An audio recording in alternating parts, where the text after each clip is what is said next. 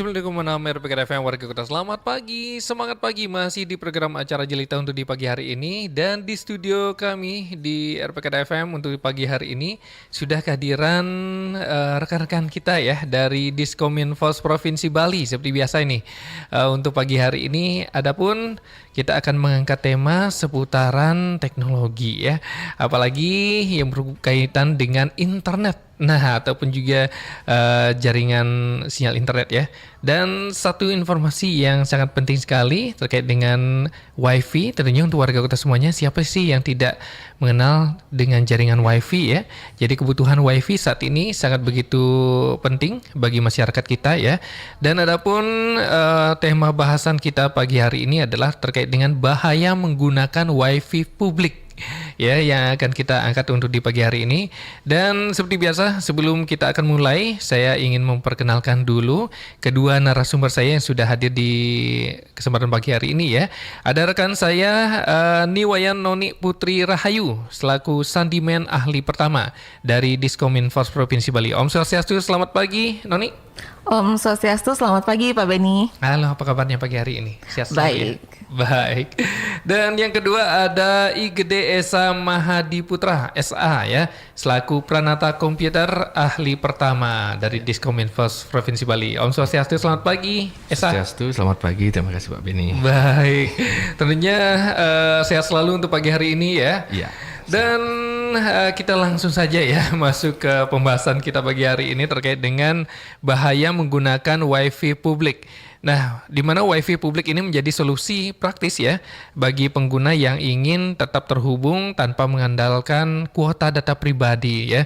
Namun di balik kemudahannya dan kenyamanan yang ditawarkan, ini pengguna WiFi publik juga menyimpan berbagai risiko, terutama dalam hal keamanan dan privasi data nih.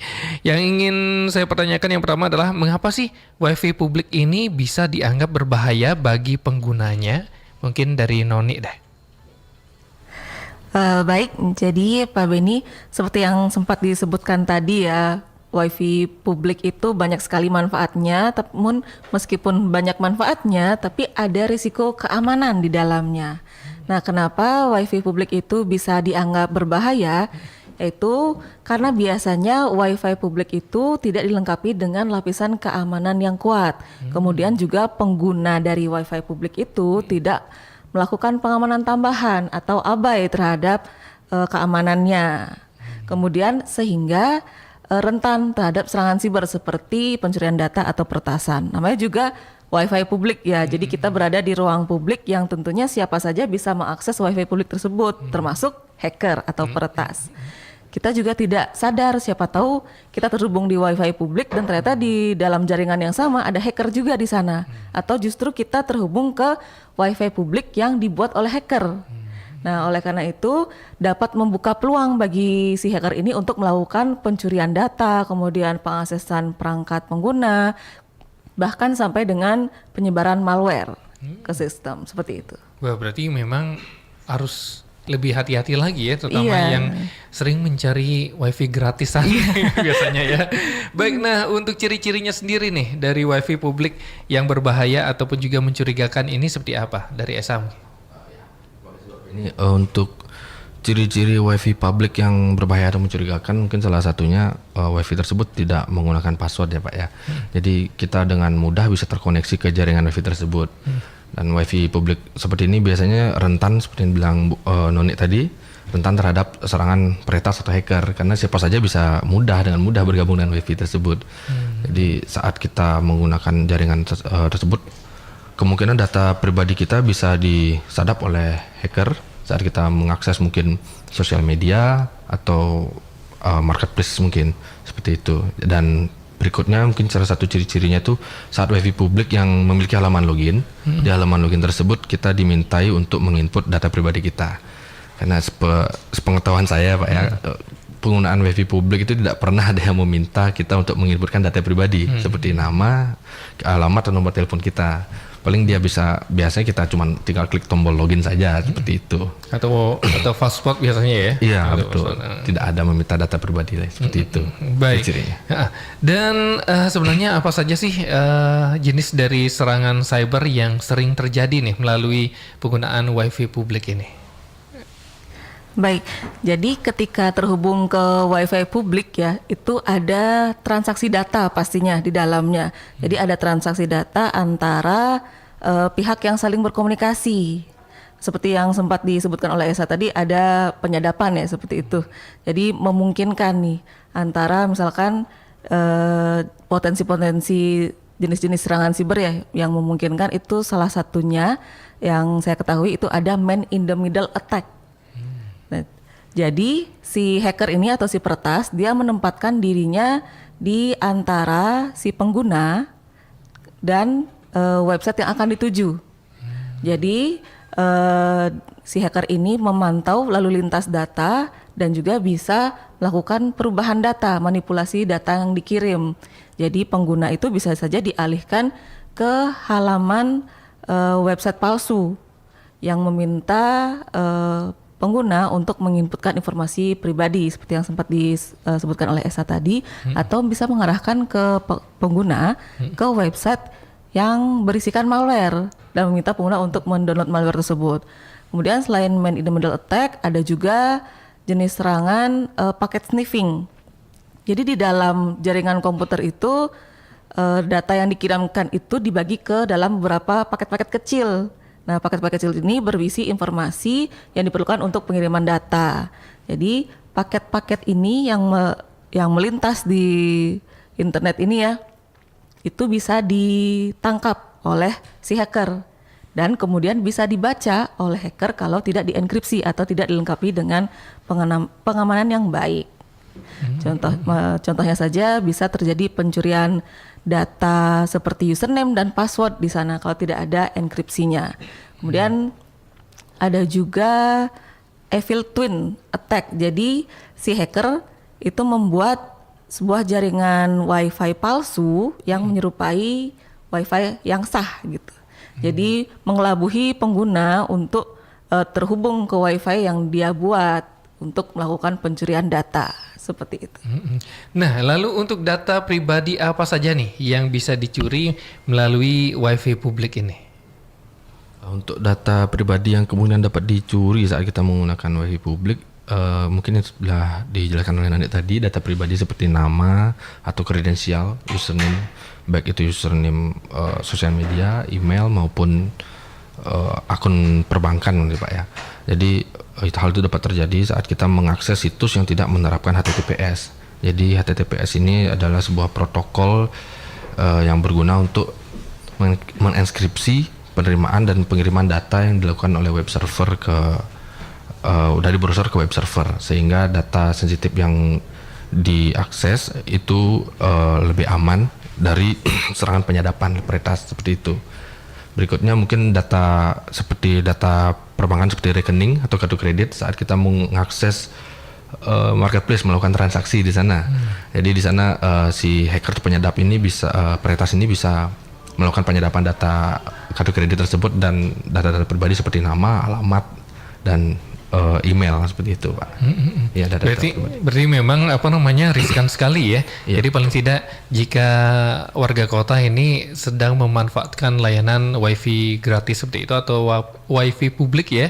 Ini jadi pastikan tidak ada link-link yang yang asing ya, yang masuk ke jaringan kita ataupun juga mungkin situs-situs ataupun juga mungkin laman dari WiFi baru gitu ya, yang masuk ya, yang bisa memancing ataupun juga menjadi spam sendiri ya, ataupun juga phishing ya, untuk penggunaan WiFi ini ya. Jadi dan untuk berikutnya nih, apa saja sih sebenarnya langkah aman yang harus dilakukan saat terpaksa menggunakan WiFi publik nih? Baik Pak Beni, jadi kan pasti ada suatu kondisi kita terpaksa harus menggunakan WiFi publik ya, entah kuotanya habis atau tidak ada sinyal di daerah tersebut. Nah, adapun langkah-langkah pengamanan yang bisa kita ambil ya ketika terhubung dengan WiFi publik, yaitu pertama bisa menggunakan virtual private network atau VPN. Jadi nanti semua lalu lintas datanya maupun datanya itu akan terenkripsi, jadi tidak mudah dibaca oleh hacker. Kemudian seperti yang sebutkan Esa tadi, agar selalu mengakses situs web itu yang HTTPS. Jadi secure, ada enkripsinya. Jadi datanya tidak tampil secara jelas ya, clear text gitu. Kemudian bisa juga menggunakan pastinya antivirus di perangkat ya. Dipastikan menggunakan antivirus, firewall yang selalu terupdate, kemudian sistem operasinya dan softwarenya itu juga harus terupdate selalu. Kemudian bisa juga ketika terhubung dengan WiFi publik itu tidak mengaktifkan file sharing. Jadi kemudian bisa juga kita kan punya beberapa akun-akun ya, itu akun-akunnya juga agar dilengkapi dengan two-factor authentication. Namun serangan-serangan seperti yang sempat dijelaskan tadi itu sih sifatnya potensi ya, jadi tidak pasti terjadi, tapi ada potensinya seperti itu. Baik, wah nampaknya memang perlu dicermati lagi ya, apalagi bagi warga kota semuanya yang biasanya sering sekali memanfaatkan keadaan bahwa ketika mendapatkan sesuatu yang sifatnya publik, apalagi gratis ya, kalau kita bilang seperti itu, dan kita biasanya memanfaatkan untuk hal-hal yang bersifat pribadi tentunya ya. Jadi pastikan. Sama tadi juga Pak, seperti yang disebutkan Esa, hindari menggunakan melakukan transaksi penting ya, transaksi penting melalui WiFi publik seperti perbankan, kemudian pembelian online, check out online ya, hindarilah ketika menggunakan. Lebih baik kita gunakan data pribadi. Nah itu dia, benar sekali ya, apalagi memang dengan manfaatkan layanan publik tentunya ini bisa tersambung kemana-mana ya. Jadi ini yang harus diperhatikan dan juga harus lebih diwaspadai tentunya ya. Baik untuk warga kota semuanya, jadi sebelum kita lanjutkan ya, ada baiknya kita rehat dulu sejenak untuk warga kota semuanya. Yang ingin bergabung, Anda bisa sampaikan di line telepon kami di 0361244444.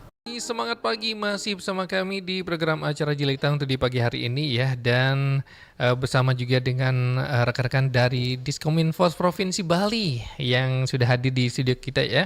Pagi hari ini sudah ada Noni dan juga Esa, dan melanjutkan tadi kita sudah sampai dengan langkah aman ya yang dilakukan saat terpaksa menggunakan WiFi publik. Dan untuk berikutnya adalah sebenarnya apakah menggunakan HTTPS sudah cukup aman nih saat berada di jaringan WiFi publik ini? Oke, dari Esa deh. Ya, baik Pak Benny. Apakah HTTPS saya cukup? Untuk penggunaan HTTPS jauh lebih aman saat kita mengakses situs yang menerapkan HTTPS ketimbang kita mengakses situs yang tidak menerapkan HTTPS ini. Karena seperti yang sudah saya jelaskan tadi, HTTPS ini merupakan protokol yang digunakan untuk menerima dan mengirim data antara web browser dengan web server. Jadi ketika situs tersebut menerapkan HTTPS, data sensitif yang yang ada pada situs tersebut sudah dilakukan enskripsi sehingga tidak mudah untuk dilakukan penyadapan oleh pihak yang tidak bertanggung jawab atau peretas seperti itu. Namun HTTPS saja tidak cukup Pak ya. Saat kita menggunakan WiFi publik, kita bisa menggabungkan dengan VPN seperti yang sudah dijelaskan Noni tadi, di mana VPN ini dapat menenskripsi traffic atau lalu lintas dari jaringan yang saat kita menggunakan WiFi publik tersebut.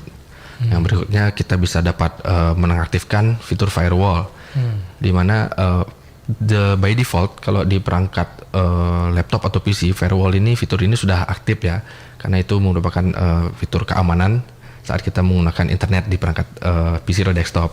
Namun di mobile kita bisa menggunakan aplikasi tambahan seperti antivirus, di mana antivirus ini memiliki fitur firewall, dan biasanya antivirus yang dengan lisensi premium memiliki fitur firewall ini, di mana firewall ini dapat memblokir akses perangkat lain di jaringan WiFi publik yang kita gunakan. Dan mungkin yang terakhir, kesadaran kita sebagai pengguna perangkat itu sendiri saat menggunakan WiFi publik untuk tidak melakukan melakukan login akun yang sensitif seperti akun perbankan, marketplace, dan email atau sosial media yang penting seperti itu. Baik, nah tadi disinggung masalah VPN ya. Nah, bagaimana sih sebenarnya peran VPN ini dalam melindungi data saat menggunakan jaringan publik nih? Ya, baik Pak Benny. Jadi seperti yang sempat dijelaskan sebelumnya, jadi VPN atau Virtual Private Network ini dia dapat mengenkripsi seluruh lalu lintas data.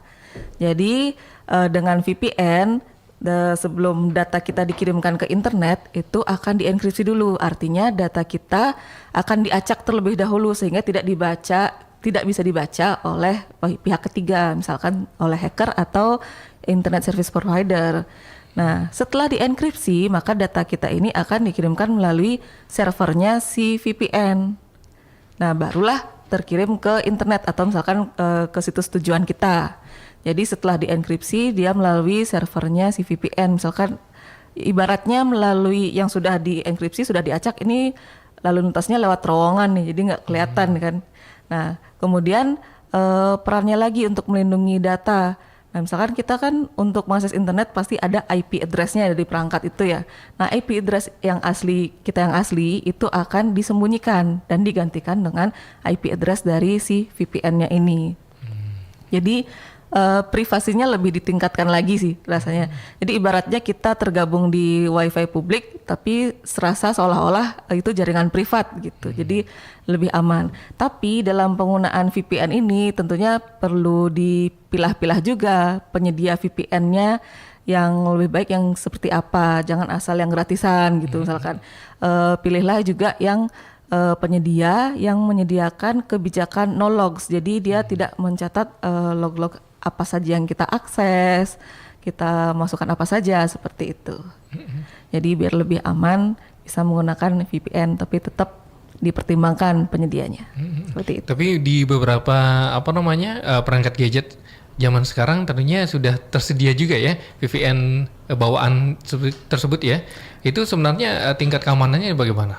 Ya, itu perlu kita cari tahu lagi lebih dalam. Ini aplikasi VPN-nya penyediaannya siapa, terus kebijakan-kebijakannya itu seperti apa. Kadang kan orang malasnya baca kebijakan yang panjang itu kan. Nah, ternyata biar bisa pakai aja langsung setuju aja deh gitu. Kalau nggak setuju kan nggak bisa pakai gitu. Nah, jadi lebih ditinjau lagi kebijakan-kebijakan oleh penyedia si VPN-nya ini seperti itu.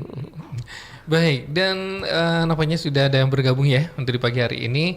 Ada Dinda di Anyelir. Ini jika sudah terlanjur menggunakan WiFi publik dan saat melakukan browsing ya, tidak tahu bahwa itu tidak aman, bagaimana cara melindungi data dari serangan phishing? Nih, mungkin dari S1, Nuni.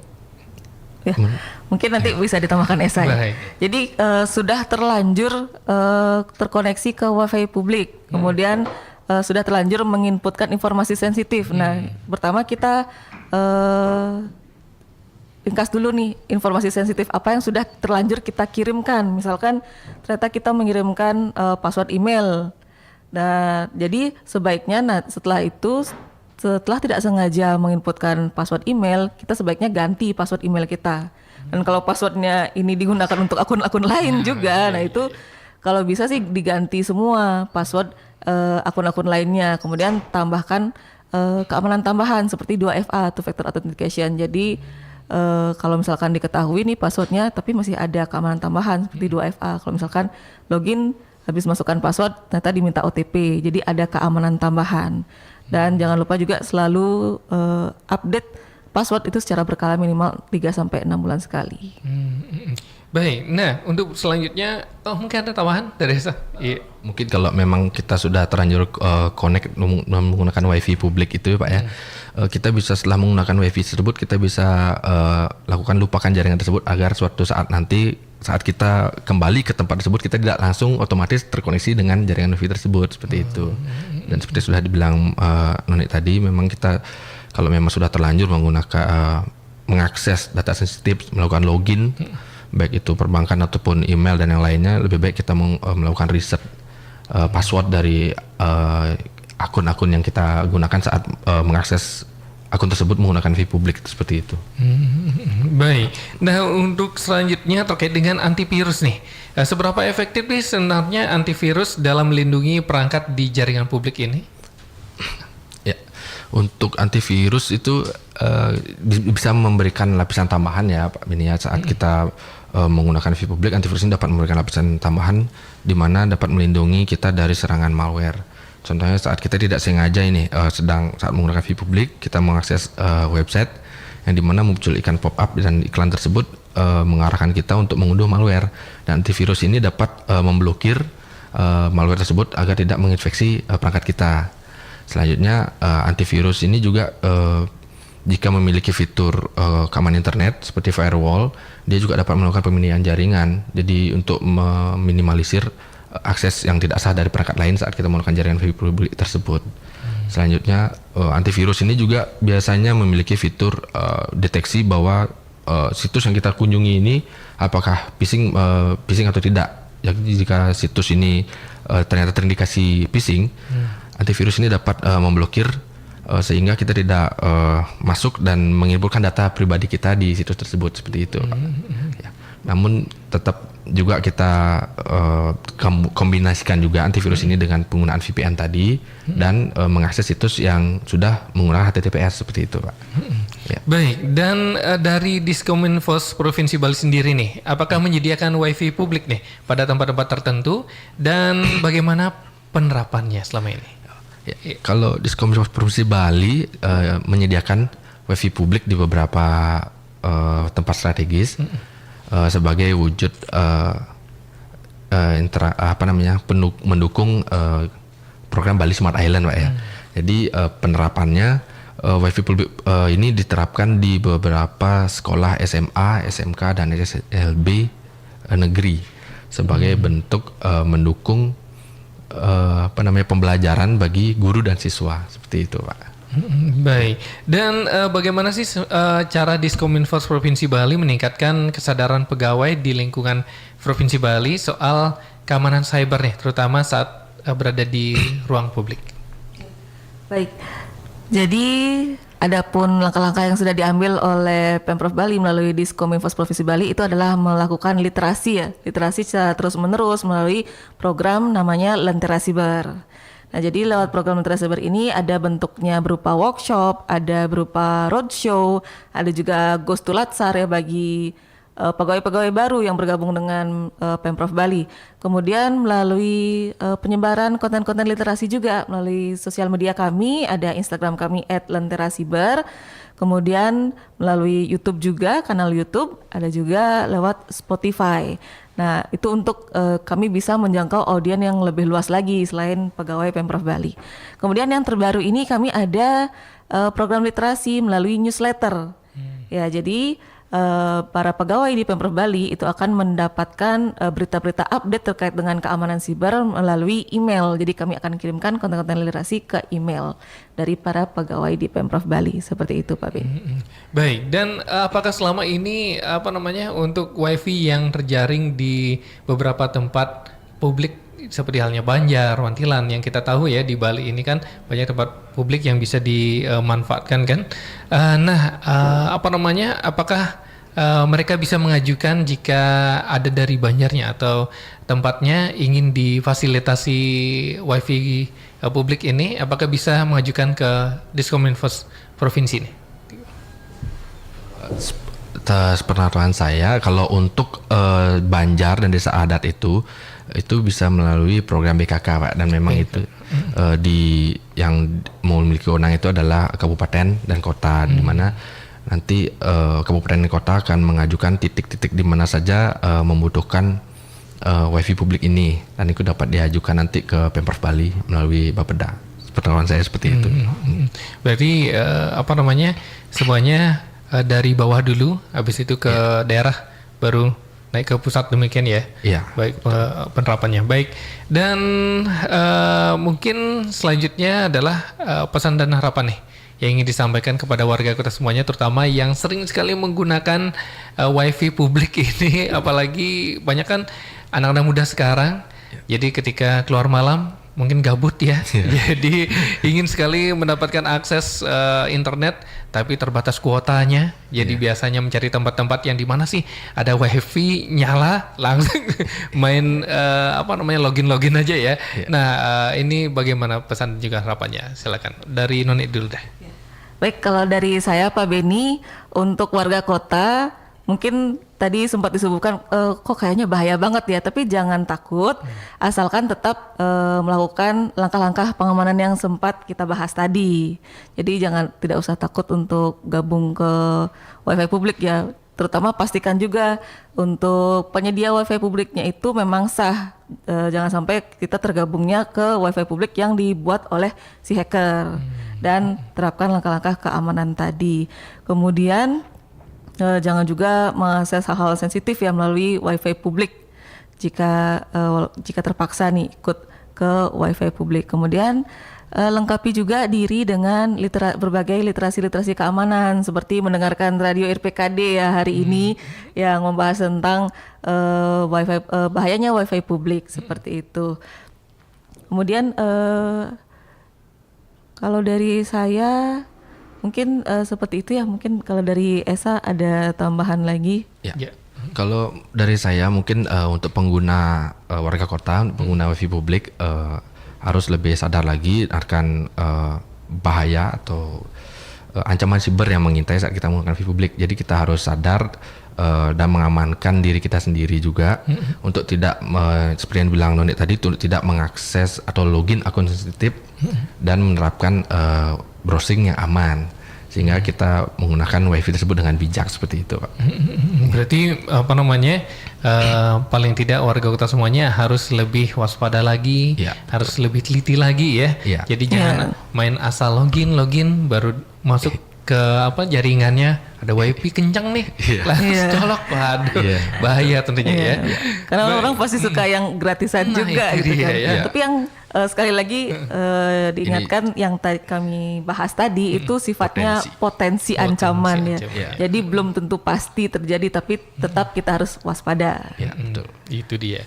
Dan ini juga ada yang bertanya ya, gimana kalau kita sudah aktifin mode private browsing, itu ngebantu dari serangan berbahaya terkoneksi wifi publik kah katanya? Oke. Jadi kalau private browsing ya mungkin seperti incognito mungkin ya. Tapi kalau misalkan yang diakses HTTP sekali lagi ya, kalau untuk keamanan tidak ada yang bisa menjamin 100% aman. Jadi tapi baik juga untuk menerapkan private browsing tersebut, private browsing terus pakai VPN, aksesnya HTTPS dan semua macam seperti yang tadi. Mungkin dari Esa ada tambahan? Ya, kalau incognito itu sebenarnya kan di browser itu tidak menyimpan histori apa yang kita akses. Namun untuk dari segi keamanan jaringannya memang kita harus mengakses situs yang sudah menerapkan HTTPS seperti itu, Pak Beni.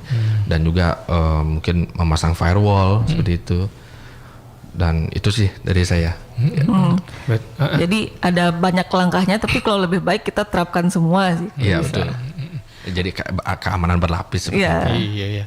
Tapi ada baiknya memang jangan manfaatkan yang baru gratisan. Jadi lebih baik sih pakai yang aman-aman saja ya, yang betul. Memang legalitasnya terjamin tentunya ya. Seperti yang bilang Noni tadi kan, kita harus tahu siapa penyedia wifi ini. Jangan asal pakai yang penting gratis kan gitu. Kalau penyedia wifi publik ini sudah kita tahu siapa penyedia dan itu bisa dipercaya, ya mungkin aman seperti itu. VPN juga jangan langsung sembarangan pakai VPN. Nah, itu dia ya. Karena apalagi itu. VPN gratisan itu belum tentu aman juga, Pak. Jadi kalau misalkan dianalogikan nih, kalau pakai VPN tuh di dunia nyata ya, misalkan dianalogikan, saya mau kirim pesan nih ke Pak Beni.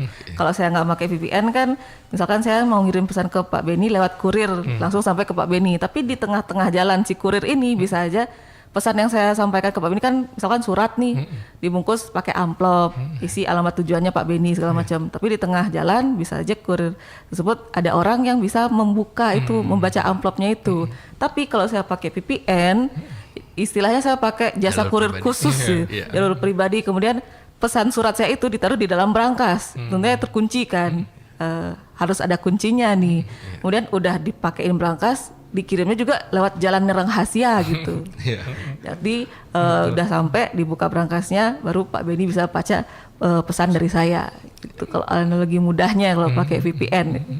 Itu dia ya. Jadi memang segala kemudahan belum tentu membawa dampak yang baik juga ya. Kita harus diteliti dulu, dicek dulu tentunya ya.